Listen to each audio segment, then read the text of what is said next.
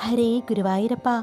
ഉണ്ണിക്കണ്ണൻ്റെ ഉച്ചപൂജയും കളഭാലങ്കാരവും കഴിഞ്ഞ് നട തുറന്നപ്പോൾ കണ്ണനദാ ശ്രീലകത്ത് ഒരു കുഞ്ഞീർഷ്ണനായിട്ടാണ് കേട്ടോ ഇന്ന് നിൽക്കുന്നത്. കുഞ്ഞിക്കാലുകൾ പിണച്ചു വെച്ചിരിക്കുന്നു. പിണച്ചു വെച്ച കാലുകളിൽ നല്ല പൊന്തളകൾ അണിഞ്ഞിട്ടുണ്ട്.